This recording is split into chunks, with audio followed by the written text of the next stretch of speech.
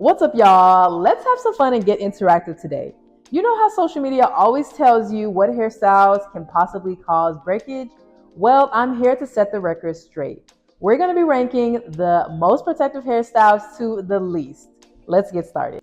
Before I dive in, let's talk about what I mean by protective styles. These are hairstyles that help your hair stay moisturized, reduce tension and friction, and keep your ends tucked away or at least shielded. Let's jump into the ranking. So the ranking will go 1 being the least protective and number 10 being the most protective. Here is the lineup. Number 1 is a silk press. Number 2 is box braids or knotless braids. Number 3 is a sewin. Number 4 and 5 is a flat twist and 2-strand twist, both with no hair added. Number 6 is feedin braids. Number 7 is a glueless wig. Number 8 is a lacefront wig. Number 9 is a sleek ponytail. And number 10 is crochet braids. So a silk press, I think silk press will be listed as a 7. Reason being is because I do think silk press gives you the opportunity to shampoo your hair on a regular basis. And yes, your ends are completely out, but if you are keeping your ends moisturized, if you're keeping up with your protein treatments and your deep conditioning treatments and your trims, usually I do have and see a lot of silk press clients maintain very healthy hair. So yes, you are applying heat, which can impact your hair, which can cause damage, but it doesn't have to if you check out my No Heat Damage ebook. But outside of that, you can totally have healthy hair while you use heat on a moderate basis. So I'm going to rank silk press as a 7. Number 2 is box braids and knotless braids. I'm going to rank that at a 4. So of course there is nuance to this, but I do think that box braids and knotless braids are the reason for a lot of hair breakage and dryness. I think one of the reasons being is people tend to keep them in too long, and there tends to be too much tension and friction, because I won't completely say that synthetic hair is horrible, because I do think synthetic hair plays a role in black hair care. But I think if you're regularly braiding your hair with synthetic hair on a regular basis, that is causing friction to your strands, and everybody's different. Some people have been braiding their hair since they were small and they are okay. But for me, I'll use myself as an example. I know that I can probably only get braids once a year because, number 1, my edges don't like braids. They just don't like the tension and the friction that it causes. And yes, my most recent braids, which were fire, got them done in Ghana.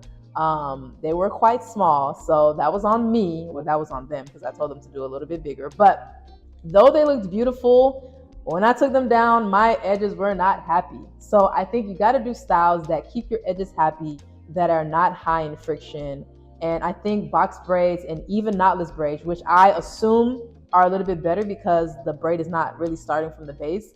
I assume it's better, but I have had clients tell me that they feel like it's the worst and it doesn't last as long as a regular box braid. So I'm going to rank that as a 4 for now. And of course, maybe if you get them larger, or maybe if you don't keep them in as long, or maybe if you have a great moisturizing and protein treatment routine before you put them in, that will make them healthier. But as of now, they're going to be a 4. I definitely want to hear what you guys have to say about that in the comments below.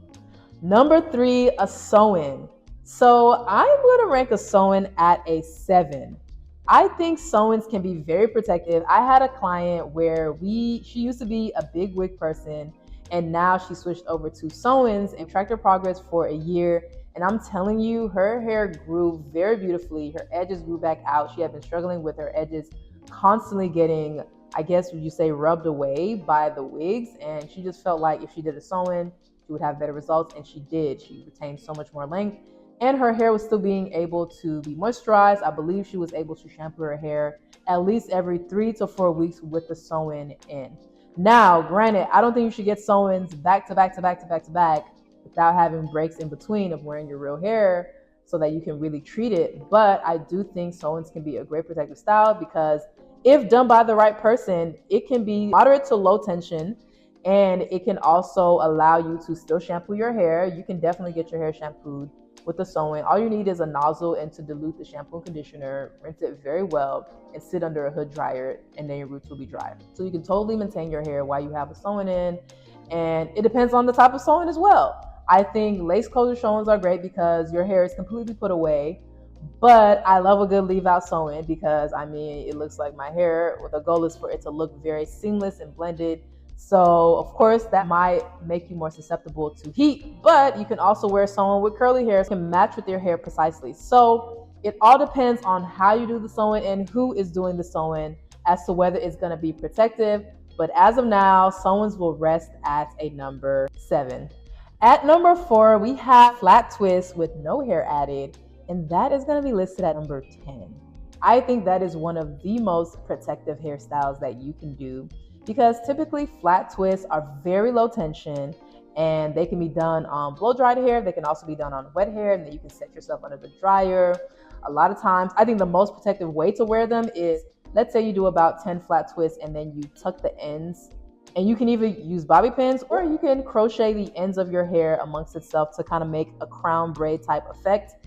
And to me, that is the best way to wear a flat twist because your ends are completely tucked, your scalp is still exposed. So if you needed to maybe spray some moisturizer in there or oil your scalp, you have full access to your scalp. Again, I mentioned it is very low tension. Flat twists are usually the go-to for children because we want to protect the kids' follicles as much as possible, and flat twists tend to be lower tension than cornrows or braids. Now, of course, I don't want to have to keep saying this, but there is nuance. It depends on who is doing it. It depends on how the hair is prepped beforehand. There are many reasons why this may become not so protective, but I will say overall, flat twists are one of the most protective hairstyles. And that allows me to go into the 5th option, which is individual 2-strand twists with no hair added.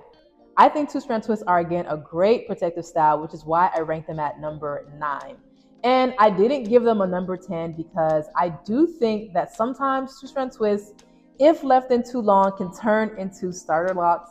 And this is not for everybody. This has happened to me many times. But I think overall, the hairstyle is very protective because it is low tension. It is practically no tension, and it allows for you to access your scalp, and the ends are practically tucked away, but they are still kind of roaming free. So you may have to do things to make sure that they're not rubbing on things or getting caught on things. But most of the time, it's easy to make sure that the ends are fully moisturized and coiled so that it's not just free and wild and getting caught in things. As long as your 2-strand twists are not encountering things that can cause friction constantly, like maybe you're allow them to rub on your shoulders a lot. The ends of 2-strand twists are, to me, not completely out because they are in their individual sections and they're usually coiled. So though they are not tucked, I still think the formation that it's in is typically very protective, and it gives you the opportunity, if you need to, you can reapply some leave-in conditioner and some hair butter on the ends to recoil them or to re-moisturize them very easily. And you can also, if you wanted to do a crown braid with your 2-strand twist, you could easily do that. So I think 2-strand twists are, right after flat twists, another excellent protective style, especially because it's no tension and practically no friction. So that's why I ranked it as number 9. The 6th style that I'm actually ranking at number 6 is feed-in braids. I think feed-in braids have a lot of potential to be protective. Of course, it depends on the size, it depends on the tension. Tension plays a role, of course, but I think overall, feed-in braids can be protective. And the only reason why I might put them in the lesser protective or towards the average line is because I'm not against gel. I use gel a lot in my salon, but I do think if we can reduce gel usage as much as possible, then that's ideal. If we can reduce friction as much as possible, and let's be honest, feed-in braids, you kind of need a little bit of tension. I mean, of course, there are excellent braiders out there who are able to braid your hair and not snatch your edges. And you can also leave baby hair out so that they're still there when you take your hair down. But essentially, feed-in braids, I would think they're moderately protective. Again, depending on the size, depending on how long you leave it in, and depends on what products you use to prep your hair. Number 7, I would rank glueless wigs also at number 7 because I think glueless wigs are a great way to tuck your hair away, but also rock a different style, a different color, a different cut, a different hair texture. I put them at number 7 because I think they are quite protective. They're more protective than other styles that I mentioned. but they have the potential to not be so protective. So here are the reasons why I think they're protective. Is because your hair is usually braided underneath your wig, which your braids are usually tucked away completely. So your hair is pretty much completely tucked away, no tension, because your wig braids should not have any tension. You can even do individual wig braids that are small enough to keep your hair looking flat. That's how I like to wear my hair sometimes. Sometimes I occasionally do cornrows, but most of the time I like my wig braids to be individual, mostly because of the tension, because I'm quite tender-headed, but also because it's very easy to take down. So that should not have tension on your hair. And if you wanted to, you can add some leave-in conditioner or spray and add oil to keep it moderately moisturized. I do think it becomes not so protective. Number one, I have seen people who keep their wig braids in just a little bit too long. And yes, you can. People have asked me this many times. Can they wash their hair in wig braids? And I do think you can. However, it's one of those things where, number one, it's ideal to make sure that the hair is fully dry. So if you do wash your hair in wig braids, I would sit under the dryer for at least 15 minutes to start the drying process, because wet braids for an extended period of time is not usually a great idea. And number two, I don't know about you, but my hair tends to tangle more whenever I shampoo my cornrow wig braids in its formation. But I have clients who do not have that issue.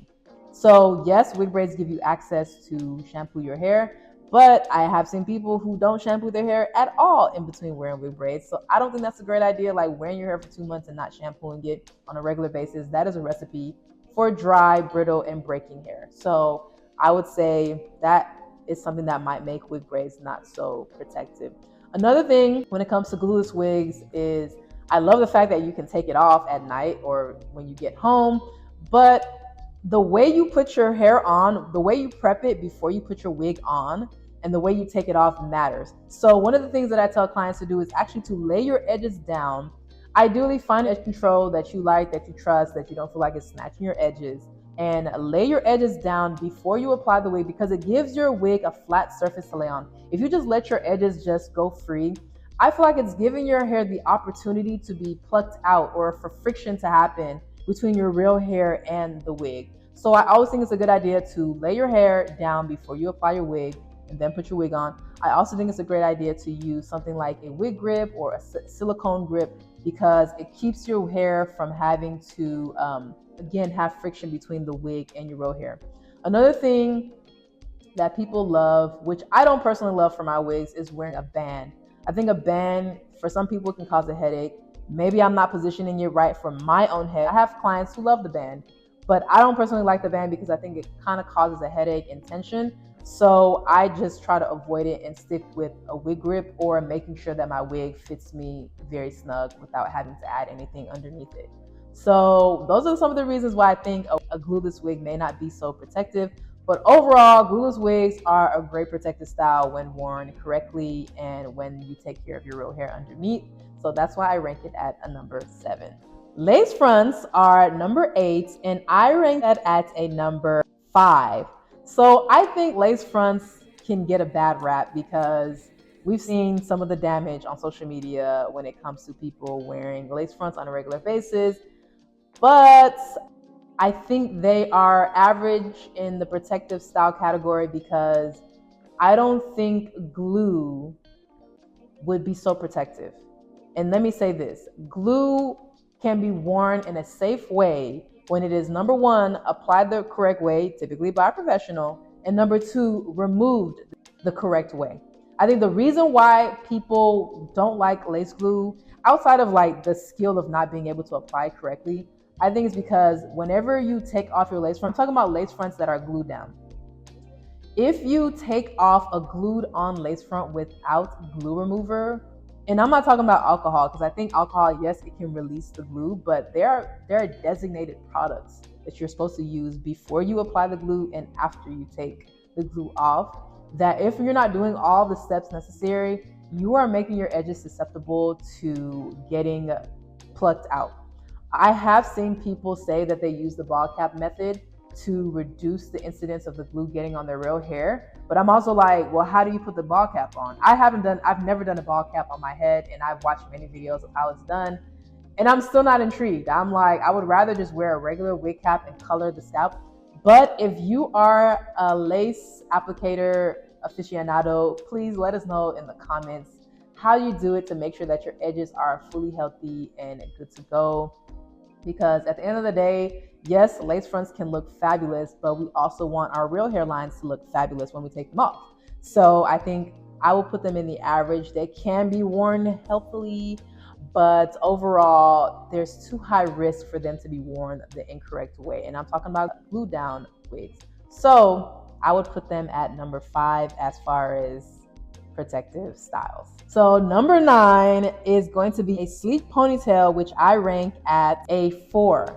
So sleek ponytails, this one is quite nuanced because I love a sleek ponytail. I would consider this a sleek ponytail. It's not super duper laid like in the back. I don't have many layers of gel, but I think it just depends on how it's done. So let's say you had a silk press and it's like a week old and you don't want to wear it down anymore, nor do you want to do a roller set. I think a sleek ponytail is the best way to go. Now, the way you put that sleek ponytail together matters, because if you are using one of those really thin hair ties, or if you're using a rubber band and you're not oiling the rubber band beforehand, I think that's a recipe for breakage. Now, granted, if you do this once a year and you just want to do it the way the girlies are doing it, you know, do what you got to do. But I think if you're doing that on a regular basis, you are opening your hair up for breakage. Another way that I think can be detrimental to sleek ponytails is tying your hair back wet, because not only are you reducing the elasticity every single time you tie your hair back, but then you use a bad hair tie. That point of contact where the ponytail is, that's usually where I see breakage on clients. Like, I know you wear ponytails a lot because there's a particular ring around your hair that is always there because you are not applying your ponytails correctly. One of the better ways I think you can apply a ponytail is, number 1, if you are going to use rubber bands, try your best to oil your rubber bands beforehand, because it reduces the friction to that area of the hair. Or, to me, the best way is to use a satin or silk hair tie. I mean, that's why you wear a silk or satin bonnet to sleep, because it reduces friction between your hair and the pillow. So same thing with a ponytail, you want to reduce friction between your hair and the hair tie. So that's why I think it's best to use a satin or silk hair tie to do your ponytails. And there are also other ponytail things, like maybe you can use a claw clip, or maybe you can use a silk ribbon to squeeze your hair into a style like this. I personally, right now, I have a satin hair tie that I got from a bridal shower. Very cutesy, very considerate. So yes, I think it's a good idea to always use satin or silk. I've seen way too many clients come in with a hair tie that has their hair crumpled into it, and it's just like, guys, this is snatching your hair out and you don't even know it. So that's why I would put a sleek ponytail ranking at number 4, but it can be made more protective. Also, usually ponytails have your hair all out, so I think that this hairstyle is not super duper protective, but I think it's cute, so I'm gonna wear it. And I know what to do to keep my hair protected. So I think it's all in the way you care for your hair overall. Like, none of these are hard and fast, but if you have a good routine, then you don't have to worry too much about one particular hairstyle destroying your whole hair's destiny. Number 10, and the last one for this video, is crochet, and I would like to rank crochet at a 7. So crochet braid, very, very protective. I would say if you're doing it with some pre-curled marley and the braids are not so tight, they shouldn't be tight anyway. I think that's a quite protective style because it's not heavy. There's practically no tension. Your hair is fully tucked away and your edges really shouldn't be impacted. So depending on how the braids are done, number 1, and how long you're keeping your hair in, makes it protective or not so protective. So I think let's say faux locks. I love doing faux locks. That used to be one of my top styles.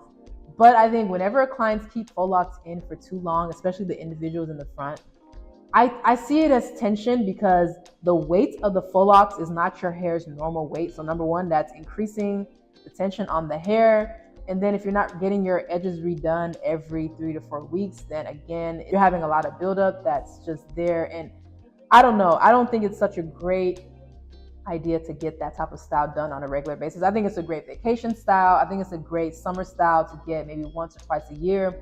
But to get it on a regular basis, not so much. And I'm talking about crochet braids, crochet twists, anything that's long or heavy, because that extra weight on the hair, though your hair is fully tucked away, the extra weight added to your hair is usually not such a great idea. That's why I said the crochet with pre-curled Marley, or even with the loose wavy hair. I don't do that because for me it takes a really long time, and I don't like styles that takes a long time and have the potential for tangling without me being able to detangle it with by washing it. And somebody in the comments may say they wear crochet with loose curly hair all the time and it's great, but I think it can be a great style because it's not so heavy, it's low tension, you can access your scalp. That is one thing I love about crochet. It's easy access to the scalp, but it depends on the hairstyle, the hair that you use. So I actually offer crochet with human hair, and yes, this is human hair, wefted hair. I'm going to be releasing an online course soon, so if you want to check that out, I'll put all the stuff in the description box below so that you can have the option to wear crochet with your human hair and still be able to access your scalp, low tension, all the good stuff that crochet can come with. That's why I rank crochet at a number 7. It can be very protective, but it can have its things that make it not so protective. This list is not exhaustive, and it is obviously very nuanced. There are things that make things less protective, things within the same category that can make it less protective or more protective.